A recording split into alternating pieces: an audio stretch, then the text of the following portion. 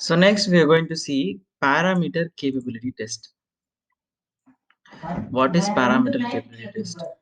So if you want to if you want to have in a smooth process, the parameters that is coming out from the machine or any process, that means the actual parameter should be capable. Then the output will be repeatable in consistency. So therefore, in order to see that, we are going to do parameter capability test. So what is parameter capability test? The actual parameters in the machine that is getting generated during the actual run.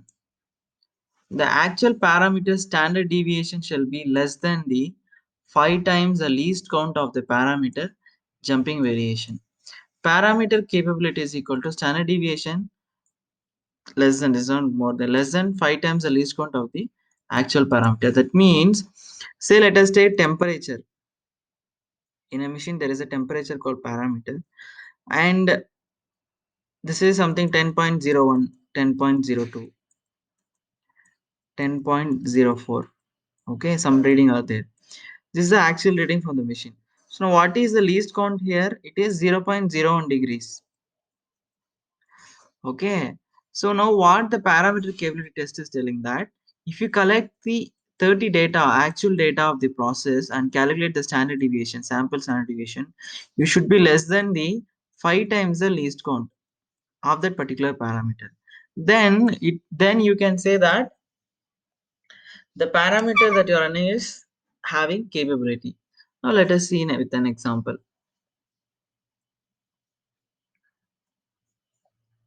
So now they have done some parameter capability tests for different parameters. So pressure, temperature, speed, load, gas per turn, holding time. So these are the parameters that are taken. So the least count is 2. That means every time 2 readings will change. That is the jumping variation.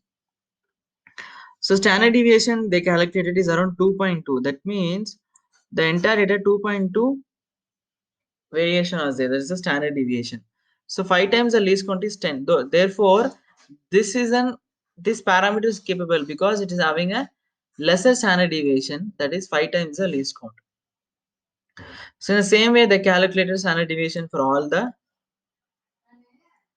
parameters, and they have concluded that all the parameters are capable. Now this can, with this parameter we can do design of experiments. Only if the parameter is having capability we can do design of experiments. Now all the data that is shown here having capability, that means the actual parameters are having capable. Next chapter is we are going to see introduction to machine utilization factor. So the concept of machine utilization factor is, say in any business, suppose you are investing 1,000 rupees, that is a denominator. What will you think on sales that you want to make particular day? So it's a per day investment, at least 2,000, at least 2,000. That means double the investment. Therefore, you can divide the numerator 2 times, the ratio will become 2. So in the same concept, the machines that we are running in the shop floor are in a company. So every machine should give a right throughput to us, right value to us based on our investment. So therefore, we can calculate machine utilization factor in order to know that. Machine utilization factor. Machine utilization factor is to know that whether the machine that is producing the parts is paying the right return of investment. It's very important. Based on the depreciation of the machine. Machine utilization is equal to processing cost of the part, this is a formula, into quantity per hour divided by machine hour rate plus man hour rate. So if you see here, what is processing cost per part? This is nothing but the customer paying for us for processing a part. That we are multiplying with the quantity per hour that machine is producing. So when you multiply these two things, you'll get the throughput or the value that machine is giving per hour. That you're dividing with machine hour rate plus man hour rate. So what is machine hour rate? Per hour how much you're investing on the machine, and man hour rate is per hour how much you're paying. Okay. So how you're going to get the machine hour rate? So value of the machine purchase, asset value divided by number of guarantee year, that you're going to convert for hour. So like this you will get a machine hour rate. Machine utilization factor shall be more than 2. This means one for the machine return of investment and one is the extra throughput that is generating from the machine. 2 is the minimum requirement. So what they're telling is the factor should be more than 2. That means your suppose machine hour rate plus man hour rate including it is 100 rupees. The throughput the machine should produce should be minimum 200 rupees. Therefore, the factor should be will be 2. So minimum the machine utilization factor should be 2. Let us see an example for machine utilization factor. So here machine hour rate is equal to 500 rupees, man hour is 200 rupees, processing cost per part is 20 rupees. Okay, then quantity per hour is 20 pieces. Machine utilization is equal to processing cost into quantity per hour divided by machine hour rate plus man hour rate. So if you put this data in the formula, 20 into 20 divided by 500 plus 200. So now if you see it has come 0.57, but it should be more than 2. So what that 0.57 means is you're you're investing 520 rupees and you're getting throughput of only 400 rupees. So therefore you are getting 0.57. So this is a not okay process. So what is ideal case? If you're investing 520 rupees, at least you should get 1040 rupees. Therefore, you can divide 2 times. The factor will be 2. That means 520 rupees will get balance for the investment. One more 520 rupees is nothing but your throughput, actual throughput.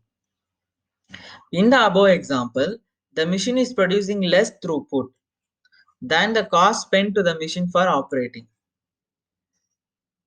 Very important to note that manpower rate is an addition, not multiplication. Hence, eliminating the manpower is not a significant improvement. Now, if you see the formula, if you want to improve the throughput, where and all you can touch, can we increase the processing cost that is getting paid from the customer? No, he will not agree to increase the cost. Second, can you reduce the man hour rate? No, you cannot reduce because sorry, machine hour rate. Can you reduce the machine hour rate? It is not possible. Already you paid the asset value to the supplier and machine is in the company. No, can you reduce the man hour rate? You will not agree to get for the lesser salary.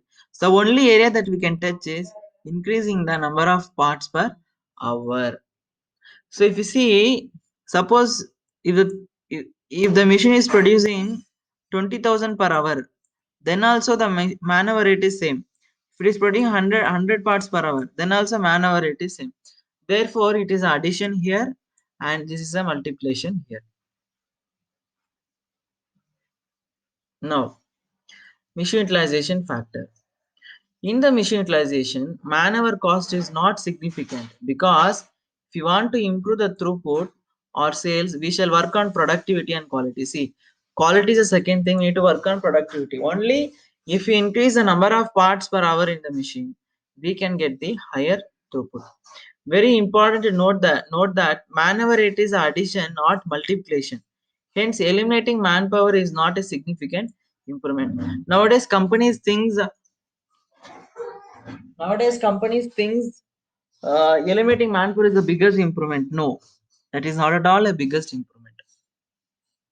Many companies in today's greatly working to eliminate manpower, which has no significant on the throughput. So this is the reality.